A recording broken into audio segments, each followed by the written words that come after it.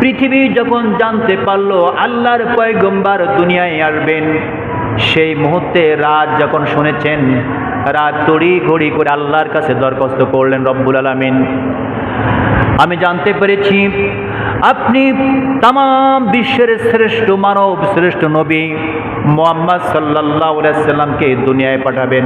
আল্লাহ তাআলা আমি রাত আপনার কাছে দরখাস্ত করলাম, মেহেরবানি করে এই নবীকে দিনের বেলায় না পাঠায়া আমি রাত আমার মধ্যে পাঠিয়ে দিবেন, তাহলে পরে আমি রাত আমার সম্মান বেড়ে যাবে। কে বলল? রাত। রাত বলছে রব্বুল আলামিন আমি যে রাত আমার মধ্যে নবীকে দিয়েন, তাহলে আমার সম্মানটা আল্লাহ সবার কাছে বেড়ে যাবে। একইভাবে দিন, আল্লাহর কাছে দিনও দরখাস্ত করছে রব্বুল আলামিন। জানতে পারলাম যে বিশ্ব নেতা জনাবে মুহাম্মদ সাল্লাল্লাহু আলাইহি সাল্লাম জমিনে আসবেন, সেহেতু আমি আপনার কাছে একটা দাবি জানাই, আল্লাহ মেহেরবানি করে এই মুহাম্মদ সাল্লাল্লাহু আলাইহি সাল্লাম দামি পয়গম্বরকে, দামি মহামানবকে আপনি রাতের মধ্যে দিবেন না, আমি দিন আমার মধ্যে দুনিয়ায় পাঠিয়ে দিবেন, তাহলে পরে আমি দিন আমার সম্মান পৃথিবীতে বেড়ে যাবে। দুইজনই দরখাস্ত করবে, রাত এবং দিন দুজনই আল্লাহর কাছে দরখাস্ত করলো। এরপরে জমিন, আসমান আর জমিন দুজনের মধ্যে তর্ক। আসমান জমিনকে ডেকে ডেকে বলে, আরে জমিন তোমার চাইতে লক্ষ কোটি কোটি গুণ আমার সম্মান বেশি, তোমার চাইতে আমার ইজ্জত অনেক বেশি। জমিন আসমানকে ডেকে বলে, কেন রে ভাই জমিন তোমার সম্মান বাড়ে এত বেশি? আসমান তখন জমিনকে ডেকে বলে, জমিন রে তোমার পরে মানুষ কাটাকাটি মারামারি খুন খারাপি করে, আর আমার উপরে আল্লাহর আরশে আজিম আছে, জান্নাত আছে, আমার সম্মান অনেক বেশি, হাউজে কাউসার আমার কাছে, আমার মর্যাদা সম্মান অনেক বেশি, তোমার চাইতে আমার মান মর্যাদা অনেক বেশি। সত্যিকারে দেখা গেল জমিন এবং আসমানের তর্কের মধ্যে জমিন হেরে গেল, আসমান জিতে গেল, কারণ জান্নাত তো আসমানের উপরে প্রতিষ্ঠিত। এমন করে যখন জমিন হেরে গেল, ঠিক কিছু দিনের মধ্যে আল্লাহ রব্বুল আলামিন চিন্তা করলেন, আমার কাছে রাত দরখাস্ত করেছে, জমিনও দরখাস্ত করেছে, সেহেতু আমাকে তো রাতকেও খুশি করতে হবে, জমিনকেও খুশি করতে হবে। আল্লাহ পাক এটা মাথায় নিয়েছেন, আর আসমান জমিন যেটা করেছে সেটা আল্লাহ পাক ভালো করে জানে। আমার ভাইরা, আল্লাহর পয়গম্বর যেদিন মুহাম্মদ সাল্লাল্লাহু আলাইহি সাল্লাম যেদিন মায়ের গর্ভে চলে এসেছেন, মায়ের গর্ভে যেদিন আসলো, সেই দিনই মা আমিনা স্বপ্ন দেখেছেন যে তার মধ্যে একটা নূর ঢুকে পড়েছে, যার জ্যোতিটা এত বেশি যে পূর্ব দিকে যত দূর আছে সব প্রাসাদগুলো দেখা যায়, আর পশ্চিম দিকে যত প্রাসাদ আছে সব দেখা যায়। হাজার হাজার মাইল দূরে যা আছে এই নূরের কারণে সব দেখা যায়। এরপরে মা আমিনা বলে, আমি স্বপ্ন দেখলাম, আমি স্বপ্নের মধ্যে দেখলাম আমাকে বলা হলো, আমিনা তোমার গর্ভে এমন একটা সন্তান দেওয়া হলো, এই সন্তান ভূমিষ্ঠ হলে পরে তার নাম রাখবে তুমি মুহাম্মদ, আর এক বর্ণনা আসছে তার নাম রাখবে তুমি আহমদ। এই নামটা আল্লাহ পাক সিলেক্টেড করে দিয়েছেন স্বপ্নের মধ্যে। আমার ভাইরা, এরপরে আমিনা বলে, আমার গর্ভে যখনই সন্তান চলে আসছে মুহাম্মদ, সেই দিন থেকে আমার শরীর থেকে একটা ঘ্রাণ বাইর হওয়া শুরু হয়ে গেল। মানুষের গায়ের ঘাম আসলে পরে গন্ধ লাগে, মানুষের গায়ের ঘাম সহ্য হয় না।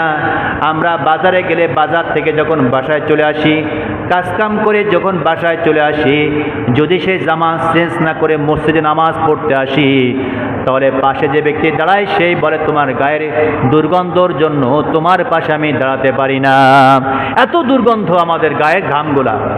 আমিনা বলে, আল্লাহর পয়গম্বর আমার মধ্যে যদি এসেছেন আমার গর্ভে, সেই দিন থেকে আমার গর্ভ শুধু না, আমার গায়ের ঘামগুলা এত সুগন্ধি হয়ে গেল, এত ঘ্রাণযুক্ত হয়ে গেল।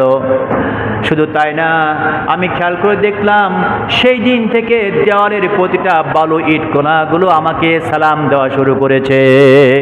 ইট বালু কণাগুলো পর্যন্ত আমাকে সালাম দেওয়া শুরু করেছে। আমার ভাইরা, আল্লাহর পয়গম্বর মা আমিনার গর্ভে চলে এসেছেন। যেদিনকে গর্ভে আসলো তো আসার পরে এবার গর্ভে রয়েছেন। ঠিক সেই মুহূর্তে আমিনা যখন রাস্তা দিয়ে হাঁটে, কোনো দিকে যায়, তখন চতুর্দিকে ঘ্রাণ ছুটতে থাকে, সুগন্ধি আতর ছুটতে থাকে। এমনই অবস্থা দেখে এবার পাড়ার লোকে সবাই বলাবলি করলো, আমার ভাইরা, মা আমিনার গর্ভে মুহাম্মদ সাল্লাল্লাহু আলাইহি ওয়াসাল্লাম আসার কিছুদিন পরে তার বাবা মারা গিয়েছিলেন, বাবা ইন্তেকাল করেছিলেন। আল্লাহর পয়গম্বরে বাবা ইন্তেকাল করলেন, পয়গম্বর তখনও কিন্তু তার মায়ের পেটের মধ্যে। এরপরে মা আমিনা যখন বাইরে যায়, যেহেতু স্বামী নাই, পথ দিয়ে যখন চলে তার গা থেকে, শরীর থেকে ঘ্রাণ বাইর হয়, সুগন্ধি বাইর হয়।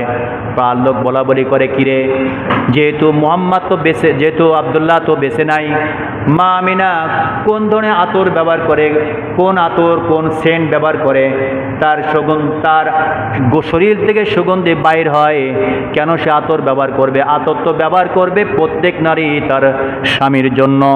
যেহেতু আমিনার স্বামী নাই, তাহলে পরে কেন সে আতর ব্যবহার করে? তার তো আতর ব্যবহার করা ঠিক না। এটা লোক বলাবলি করা শুরু করলো। আমিনা যেখানে যায় সেখানে আতরের ঘ্রাণ পাওয়া যায়। যে পথ দিয়ে চলে যায় এটাই প্রমাণ হয়ে যায় এই পথ দিয়ে আর কেউ যায় নাই, যিনি গিয়েছেন তিনি হচ্ছে আমিনা। এত সুগন্ধি, মানুষ বলাবলি করা শুরু করলো, কিরে, এই সুগন্ধি আমিনা কই পাইলো? আর পাইলো তো পাইলো, সে কেন ব্যবহার করে? স্বামী তো নাই, স্বামী ছাড়া সুগন্ধি ব্যবহার করবে কেন? বাইরে হাঁটবে কেন? ঘরের মধ্যে থাকতো আলাদা বিষয়, সুগন্ধি ব্যবহার করে কেন আমিনা রাস্তাঘাটে বাইর হয়? ব্যাপারটা কি? এমন কথা বললে পরে এই খবরটা আর শুধুমাত্র সমাজের দুই একজন না, সকলে জেনে ফেলার পরে এবার আব্দুল মুত্তালিব, নবীজির দাদা আব্দুল মুত্তালিবের কানে সকলে খবরটা পৌঁছে দিল। ও আব্দুল মুত্তালিব, তুমি হচ্ছে সমাজের নেতা, তুমি হচ্ছে সমাজের মাতব্বর, অথচ তোমার বৌমা, তোমার ছেলে মারা গেছে, এরপরেও বিভিন্ন আতর, বিভিন্ন প্রকার সেন্ট ব্যবহার করে রাস্তাঘাটে চলে, এ খবর কি তুমি রাখোনি? অনেকে খারাপ মন্তব্য করা শুরু করে দিল।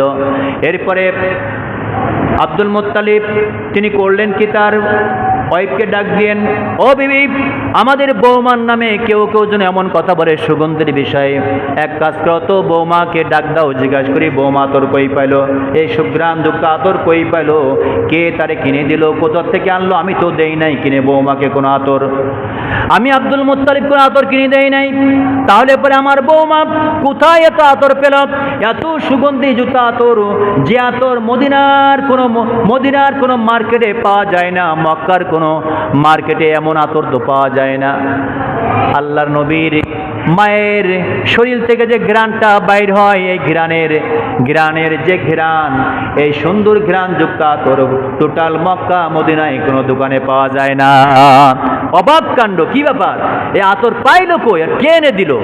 বৌমাকে ডাক দাও। বৌমাকে ডাকা হলো। শ্বশুর ডেকেছেন তো ডেকেছেন, চলে গেছেন শ্বশুরের কাছে। আব্বা আমাকে ডেকেছেন? হ্যাঁ মা, তোমাকে ডেকেছি, একটা কথা বলবো করি তো বলতে পারি না। মা, তুমি, আমার ছেলে তো মারা গেছে অনেক আগেই, কিন্তু তোমার এই আতর শরীর থেকে ঘ্রাণ, আতরটা তুমি কোত্থেকে কিনছো? আতর তুমি পাইলা কই? আব্দুল মুত্তালিব এই প্রশ্ন করার পরে মা আমিনা তখন একটু হেসে বলছে, বাবা, এই প্রশ্ন আপনি আমাকে করছেন?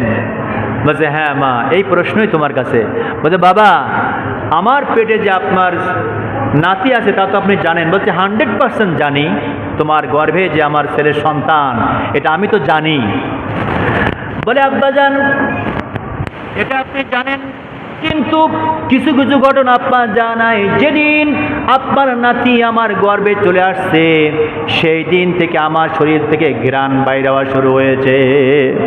ও আব্বাজান, যেদিন আপনার নাতি আমার গর্ভে চলে আসছে, সেই দিন থেকে সুঘ্রাণ আর সুঘ্রাণ আমি যেখানে যাই সেখানে শুধু সুঘ্রাণ আমার শরীর থেকে বাইর হয়। পুরা ঘরটা যেন আতর দিয়ে সাজানো, পুরা ঘরটা যেন সেন্ট দিয়ে সাজানো। আমি যে পথ দিয়ে চলে যাই সকলে দাঁড়িয়ে থাকে আমার শরীর থেকে একটু মেয়েরা ঘেরান নেওয়ার জন্য। বাবা, ও বাবা, শুধু তাই না, আপনাকে কিছু কথা বলি। আপনার নাতি আমার গর্বে আসার পথ থেকে আমি যে পথ দিয়ে চলি সেই পথের দুই ধারে যে গাছগুলো থাকে ওই গাছগুলো পর্যন্ত মাথা নুয়ে নুয়ে আমাকে সালাম করতে থাকে। সুবহানাল্লাহ। বাবা, শুধু তাই না, আমি যখন রাস্তায় বাইর হই আপনার নাতি যেদিন আমার গর্বে আসে তারপর থেকে আমি যখনই বাইর হই, বাইর হইতে দেরি কিন্তু আকাশের যে সূর্যটা আছে ওই সূর্যের মাঝে, ওই সূর্যের মুখে একটা মেঘ এসে ছাতার মতো আমাকে ছায়া দান করতে দেরি করে না। বাবা, আমি যেদিকে চলে যাই সেদিকে সূর্যের মুখে একটা ছাতার মতো মেঘ জমা হয়। সূর্যের করুণ, সূর্যের কঠিন তাপটা আমার গায়ে কখনো লাগে না। বাবা, শুধু তাই না, আমি দেখেছি আমি যখন কুয়ায় পানি আনতে যাই কুয়ার মধ্যে বালতি দিয়ে পানি উঠাতে হয়। আমি বহুবার পানি উঠাইছি কুয়ার থেকে বালতি দিয়া। আপনার নাতি আমার গর্বে আসার পূর্বে বহুবার গর্ত থেকে আমি পানি উঠাইছি বালতি দিয়া। ও আব্বা, যেদিন আপনার নাতি আমার গর্বে চলে আসলো সেদিনের পর থেকে আমি যখন চলে যাই কুয়ায় পানি আনতে, আমি যাওয়ার সাথে সাথে কুয়ার পানিটা কলকলায় একবার কানায় কানায় পরিপূর্ণ হয়ে যায়। সুবহানাল্লাহ। কার খাতিরে? জনাবে মুহাম্মদ মুস্তাফা সাল্লাল্লাহু আলাইহি সাল্লামের খাতিরে। তিনি হচ্ছেন আমাদের নেতা। এই নেতার খাতিরে একবার নিচের পানিটা কষ্ট হবে মা আমিনার পানি উঠাতে, যে এই কষ্ট যদি না হয় এই জন্য পানিকে আল্লাহ পাক অর্ডার করেছেন যখনই যে সময় আমার নবীজির মা, আমার দোস্তর মা তোমার কাছে আসবে তুমি একটু কালক্ষেপণ করবে না, সাথে সাথে কানায় কানায় পূর্ণ হবে আর আমার নবীজির মা সুন্দর করে বালতি ভরে নিয়ে চলে যাবে। সুবহানাল্লাহ। কলস ভরে নিয়ে যাবে। পানি হুকুম মানে আল্লাহর। সত্যি সত্যি বাবা, আমি যখনই যাই, যখনই পানি আনতে যাই, পানি আনার জন্য যখন বালতি আমি নিচে দিতে যাব আমাকে দেওয়া লাগে না, সাথে সাথে পানি উত্তায়া কানায় কানায় পরিপূর্ণ হয়ে যায়। আব্বাজান, শুধু তাই না, আমি দেখেছি আমি যখন পানি আনতে যাই এলাকার পাড়ার মহিলারা মেয়েরা তখন সবাই লাইন ধরে আমার আগে যে দাঁড়ায় থাকে, কুয়ার চতুর্দাত দিয়া আমার আগে যে দাঁড়ায় থাকে, লাইন পড়ে যায়। সারাদিন কেউ যায় না, আমার অপেক্ষায় থাকে কখন আসবে আব্দুল্লাহর ওয়াইফ, কখন আসবে আব্দুল মুত্তালিবের বৌমা। সে অপেক্ষায় সকলে দাঁড়িয়ে থাকে। বলে, কেন বৌমা? ও আব্বাজান, যেহেতু পানি থাকে নিচে, লোক উঠাইতে কষ্ট হয়, আমি গেলে পরে পানি উপরে চলে আসে, এই জন্য মেয়েরা মায়েরা সকলে দাঁড়ায় থাকে। আমি যাওয়ার পরে তারা বলে, আমিনা রে একটু দাঁড়া, যাস না, একটু অপেক্ষা কর, ধৈর্য ধর, তুই একটু দাঁড়া। তুই থাক অবস্থায় আমরা সকলে আমাদের গিলাস, মগ, বালতি, কলসগুলো পরিপূর্ণ করে নিয়ে নিই।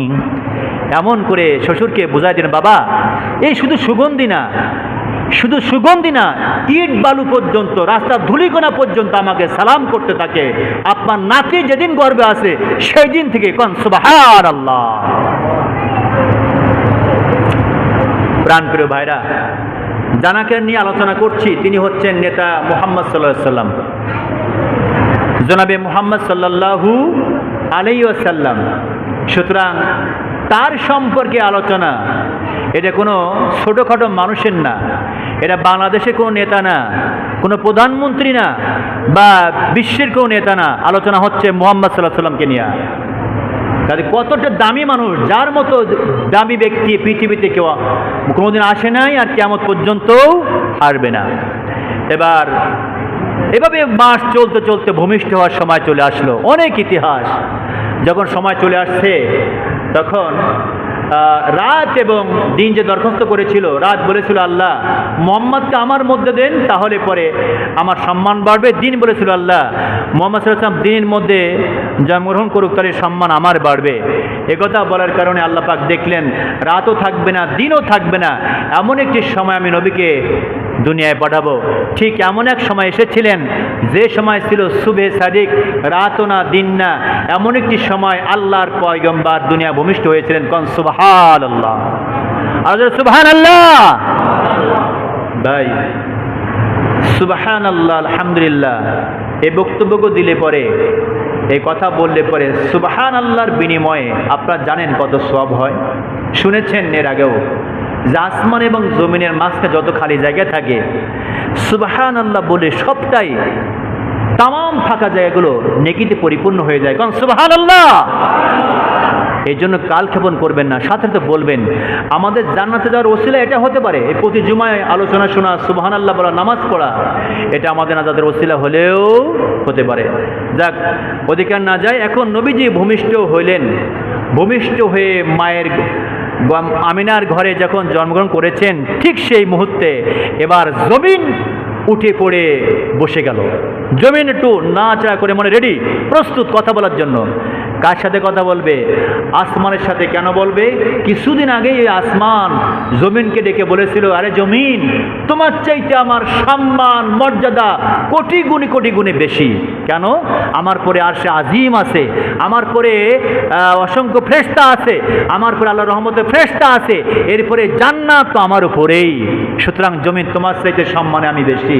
জমিন হেরে গিয়েছিল।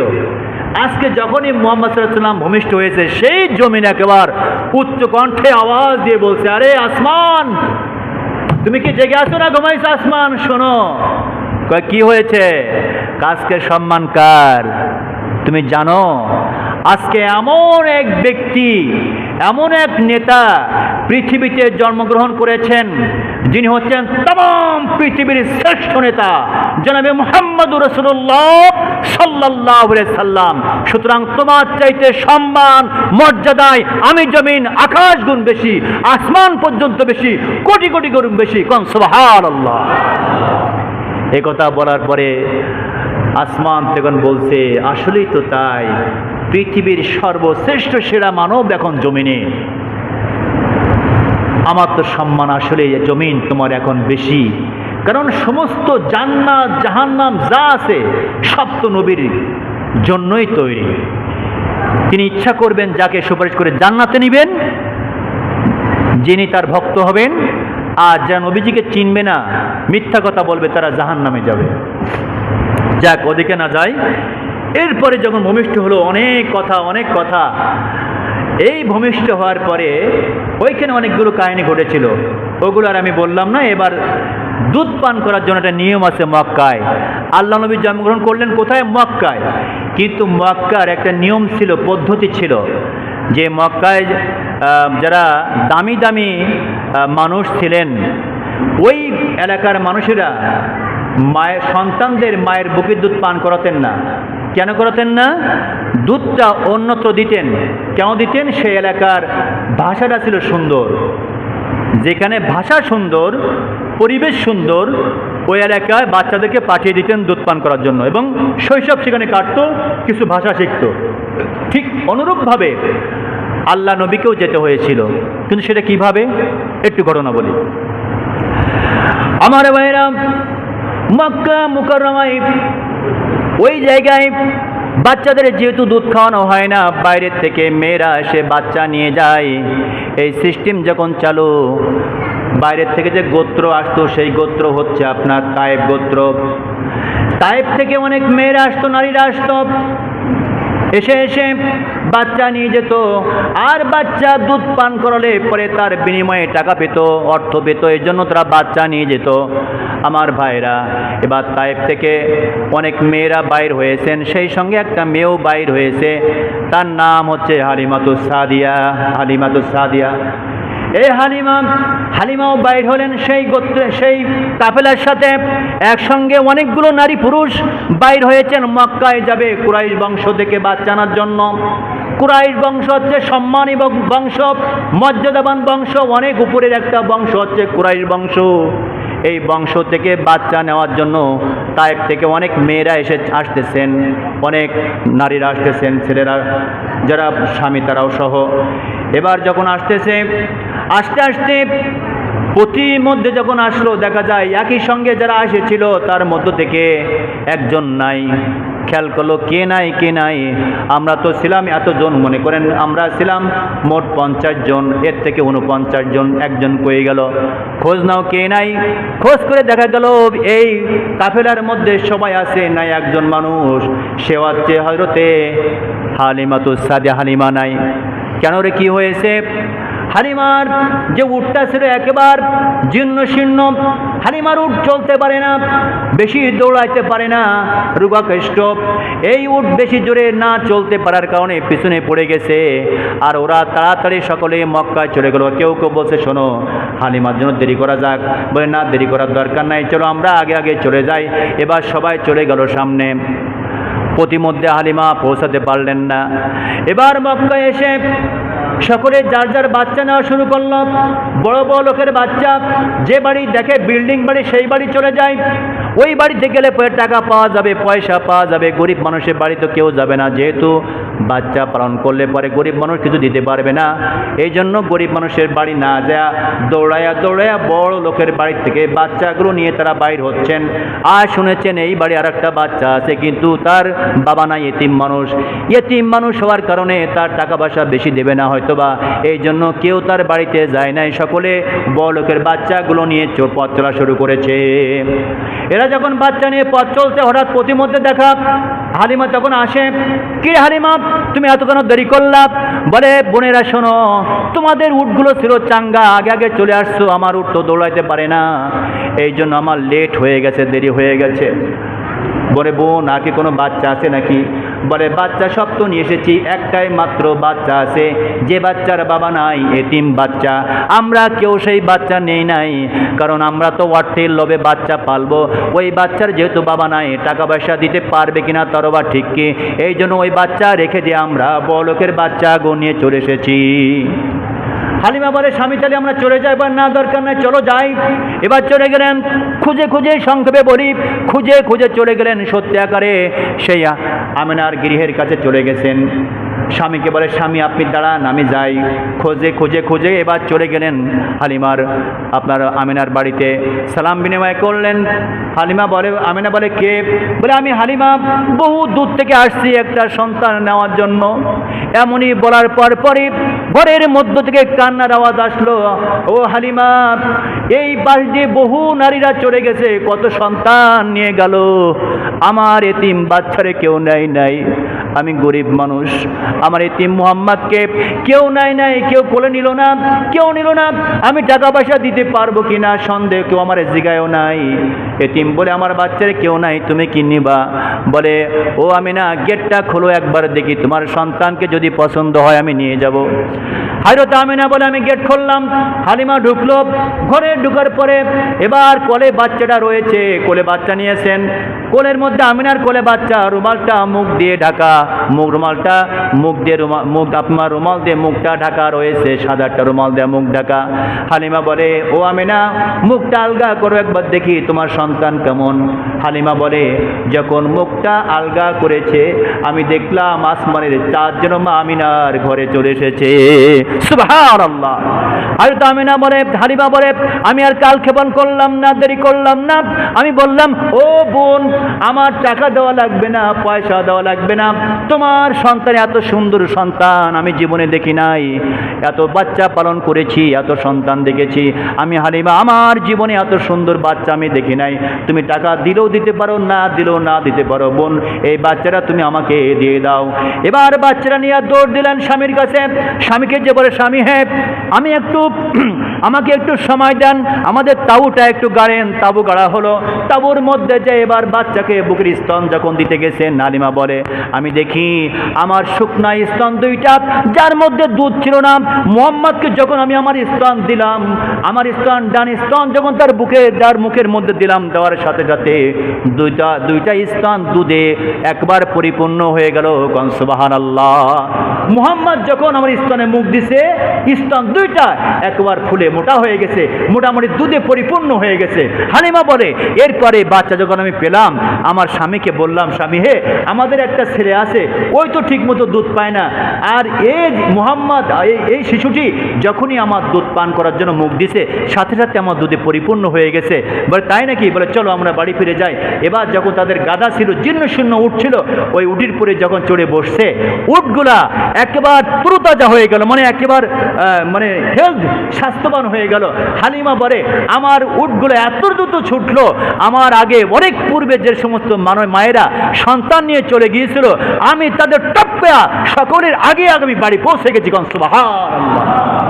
কার জন্য বলেন তো? কার জন্য? জনাবে মুহাম্মদ সাল্লাল্লাহু আলাইহি সাল্লামের জন্য, শিশুপুত্র। হালিমা বলে এই সন্তানকে বাড়ি নেওয়ার পরে আমার উট দুম্বা যা ছিল তাদের সকলে স্তনে দুধ আসলো। এরপরে খেজুর গাছে, শুকনা খেজুর গাছ সব জীবিত মানে জীর্ণশীর্ণ ছিল, সেগুলো ফল হওয়া শুরু করলো। বাড়ির আশেপাশে সবুজে ভরে গেল, আমার বাড়ি শান্তি আর শান্তিতে ভরে গেল।